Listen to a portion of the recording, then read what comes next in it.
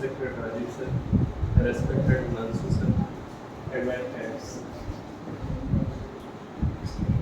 I am here to talk something about MOSFET, metal oxide semiconductor field effect transition. So, before going to the topic, let's know why we should learn about this. Everybody will know what are transistors. In modern day, whatever gadgets we use, they all contain transistors. Yes. That's one point for which we should learn this. And second point, it's in our syllabus. Electronics guys, please listen.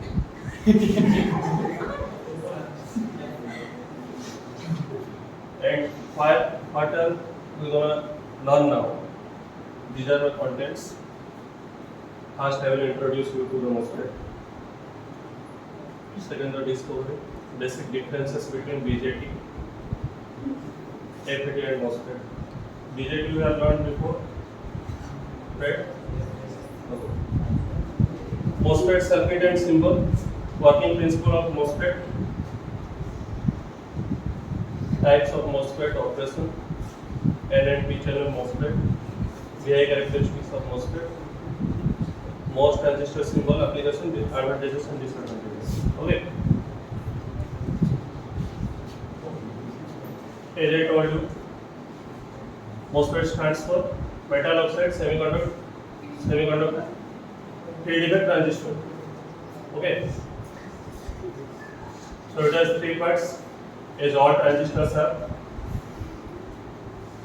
So as this is a type of transistor, it's not exactly like normal transistor.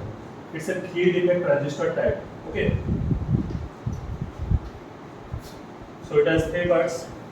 These are source, gate, and the drain. The source and drain part are made up from arsenic, phosphorus, and boron. Gate part is from aluminum, silicon. Gate is the middle part of the MOSFET. That will draw.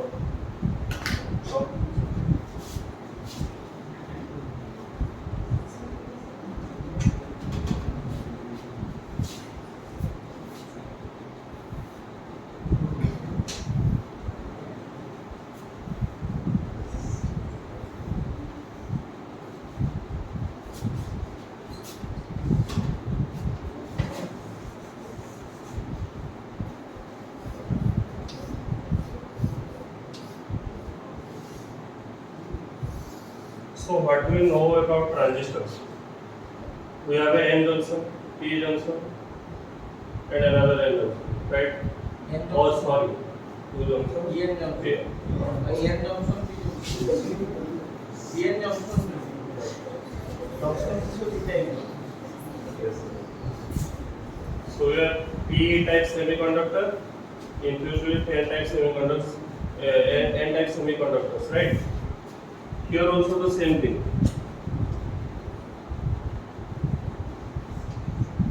This part. This is called a body of the MOSFET, or it is also called a substrate. This can be composed of either P-type semiconductor or N-type semiconductor. Now we are looking at N-type MOSFET, N-channel MOSFET. So this is P-type semiconductor, and these two are N-type semiconductors. Okay. One of these two is a source, another is the drain. Now you can understand now. This looks like a transistor, right? No?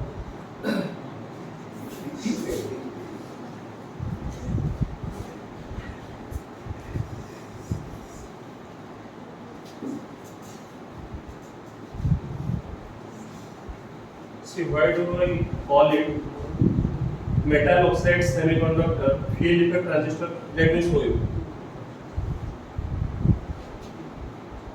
This is the metal plate right above the gate. This is the gate. This is the substrate, and these are two source and drain. Just below the metal plate, we do have an oxide layer. Okay. This is generally composed of silicon dioxide. Okay.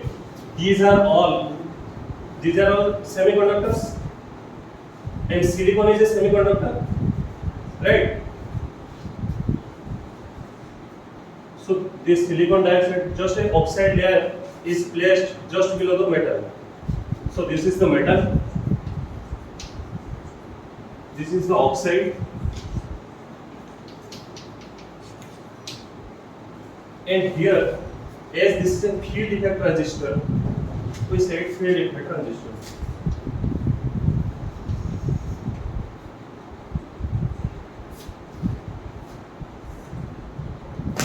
Let's see some basic differences between BJT and FET. So BJT from the full form we know this is a bipolar device, right? Bipolar junction transistor. And FET is unipolar. I will come on this later, so I will make you understand all this. So this is a current control device. BJT we know base current. By changing the base current, we operate that transistor. You remember? But FET is a voltage control device. How? I will show you that later. So BJT has much noisier. BJT is much noisier than FET. FET is less noisier. Comparatively, this is bigger in size, and these are smaller. And these are cheaper, and those are expensive because smaller the size, devices cost rises as they decrease in size.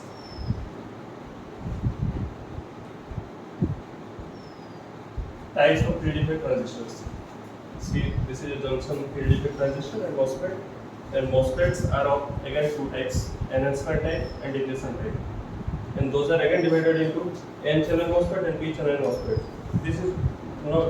This is just similar as NPN transistor and PNP transistor. Nothing much difference here. Okay. And another type is depletion MOSFET, same N-channel and P-channel.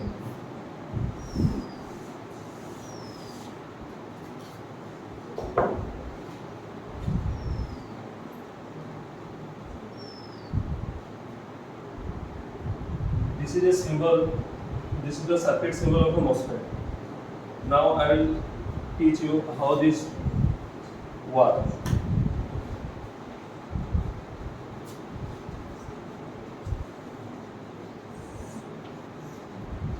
This is the substrate.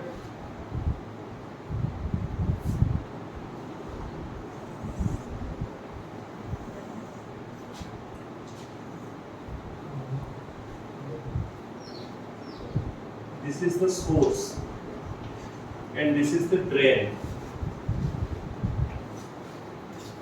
Now this source and substrate are grounded. Okay, the potential is zero, kept zero. When these are constructed, these are internally connected. This is grounded. Now what we have to do is,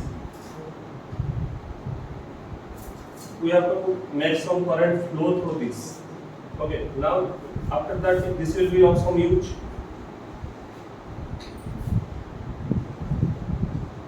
If we give a voltage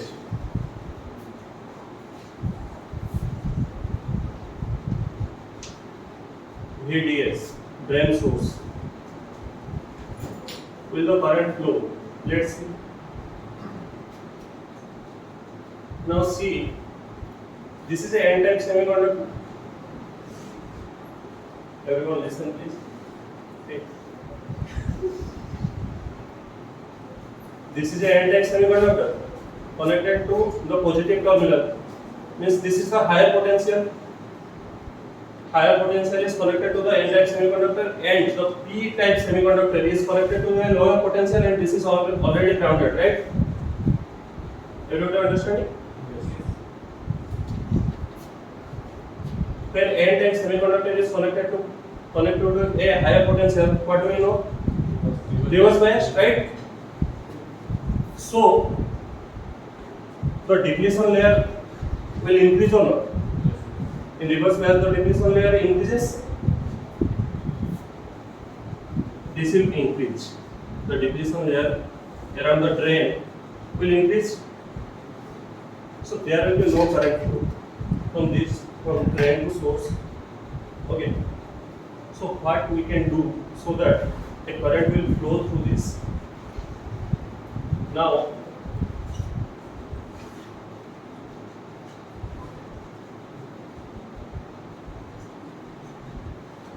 let's connect the gate to the source, providing the voltage VGS, gate and source. Okay. So when we increase the voltage, what will happen? That the charges will accumulate there.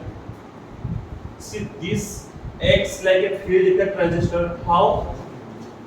This is a metal here, metal plate here, and another metal plate here. This is a back contact. This is also a metal, and this is also a metal. This acts like a capacitor.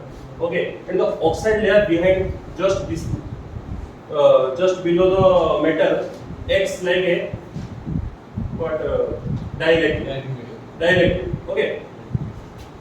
What do you know about dielectric? When we put it in between the capacitors, it increases the capacity. Capacitance of a capacitor, right? It carries more charge. That's how it is more efficient and better than just field effect transistors, right? Because this can carry more charge, and that's why this is efficient. So when you connect the gate and the source, what will happen? I forgot.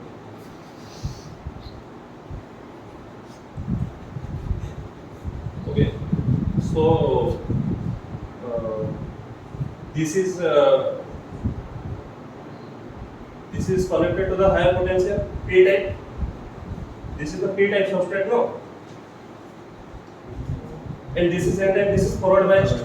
Forward biased, right?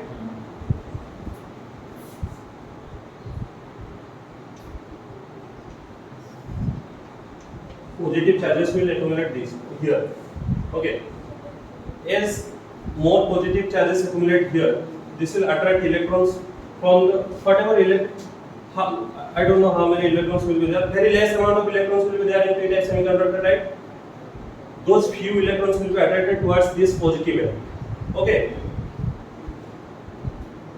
Some of the electrons will cancel with the holes present over here.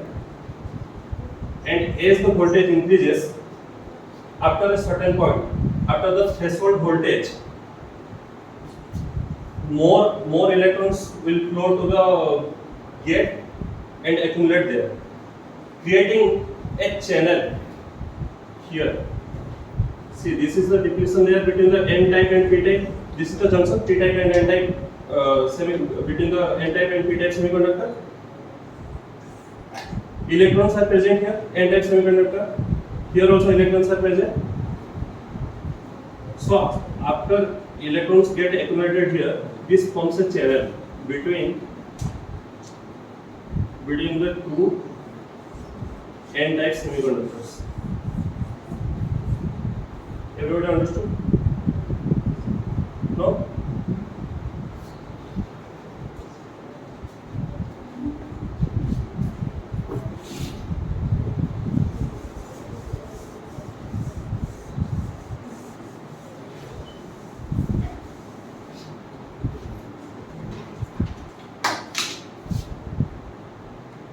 Please focus, okay? Hey, you will need this.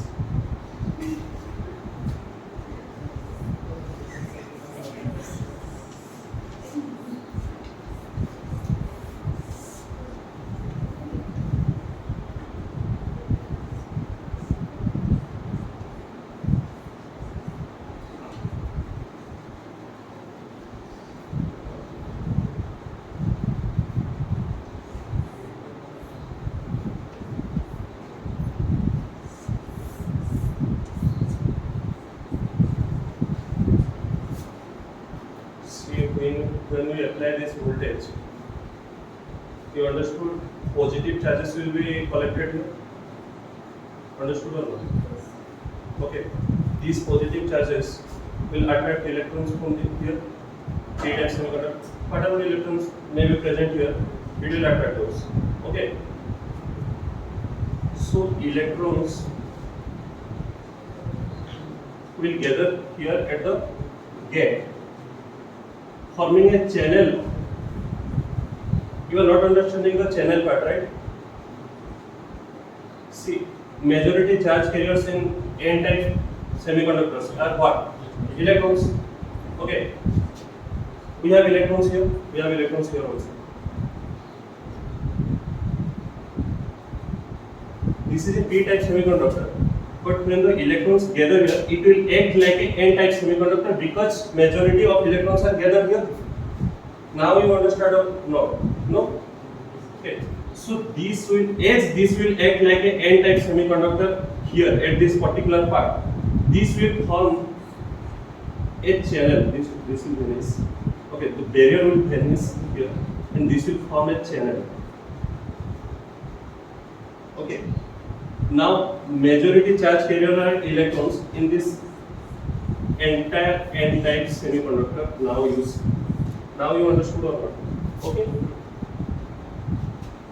So after electrons gather here, and then the channel formed between the, now electrons can flow from drain to source. See.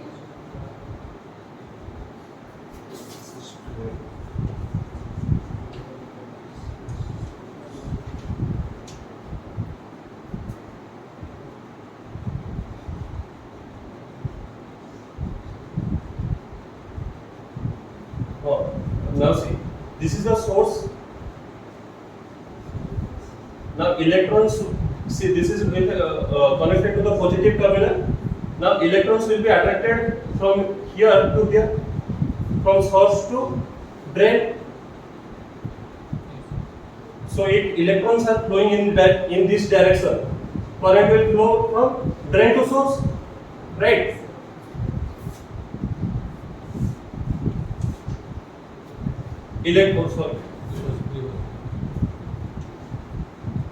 As the current flows from drain to source, this is called drain current. Okay. Now we see, if we increase the voltage, this voltage, VDS, drain source voltage, if we increase the drain source voltage, this will act like a resistor. How? By increasing the voltage, the current will increase. More electrons will flow from source to drain. Hence, the current flow from drain to source will increase. But at a certain point, as this is reverse biased, after a certain point, this depletion layer will start increasing. As this is connected to a higher potential, and this is an N-type semiconductor, reverse biased, right? After a certain period, the depletion layer from this region, this particular region, will increase, resulting in the decrease in the channel width. Okay.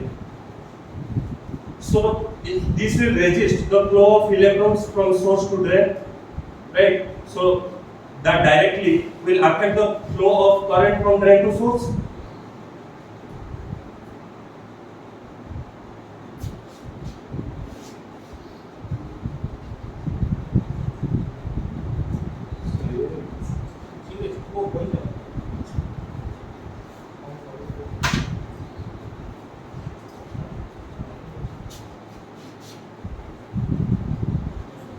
Let's see the power control line.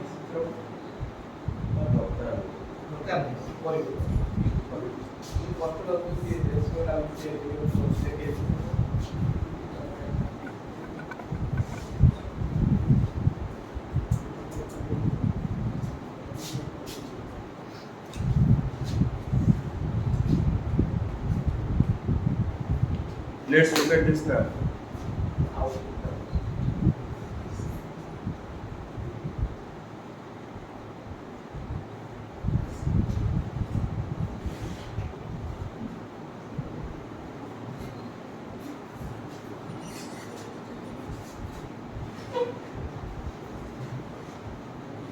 So after a certain point, by increasing the voltage, the current will increase up to some point, and then it will come to a saturation part. Why? Because the depletion layer increases, so it resists the flow of current.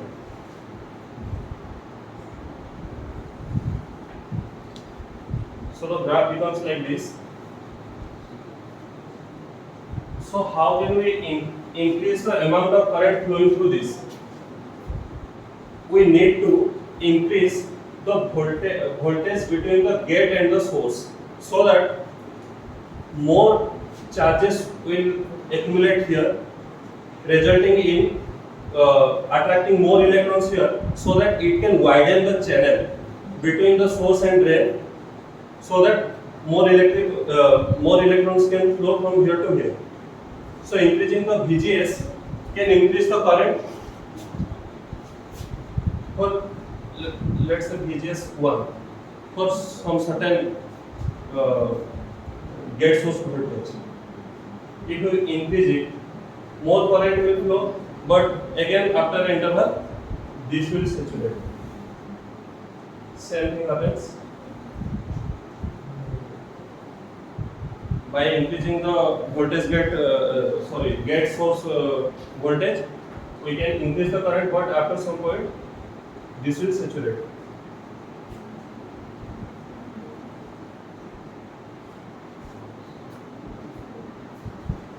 Look at this region.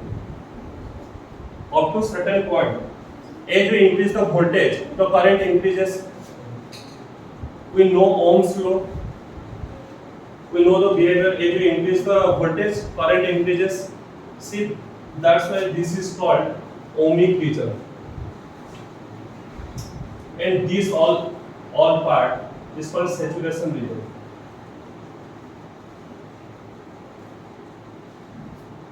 And until and unless we increase the voltage of the gate and source to a certain value, this won't act as N-type semiconductor, and this channel won't form.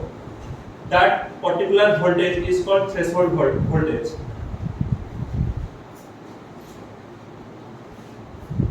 So until we don't reach that voltage, the current flow will be zero, and this part is called cut-off region. So what we learned here is that this is a N-channel MOSFET. Why N-channel MOSFET? Because these were N-type semiconductor, and electrons formed a channel. So this was called N-channel MOSFET.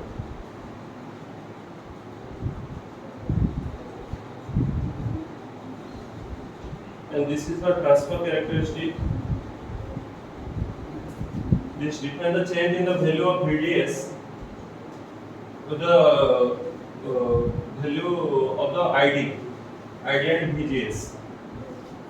ID is the drain current in both depletion and enhancement modes. The below transfer characteristic curve is drawn for drain current versus gate to source voltage. Similarly, this is the enhancement mode N-channel MOSFET. We have depletion mode also.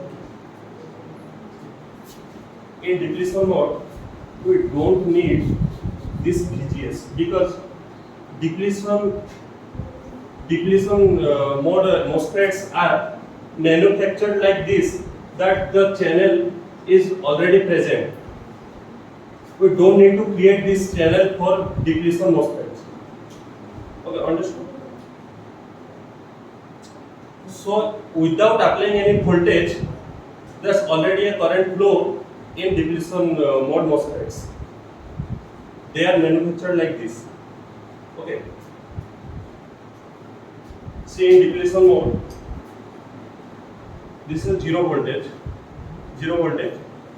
but there is still a current. Understand? that's the basic difference between enhancement mode and depletion mode MOSFETs. And we have N channel and P channel. If we have electrons here, so this is N channel. If we have holes here, this is P channel MOSFETs. That's it. This is the only difference. Nothing else. Okay. I told you cutoff region, ohmic region, and saturation region. Okay. So what are the advantages of MOSFETs? Operate at greater efficiency at lower voltage.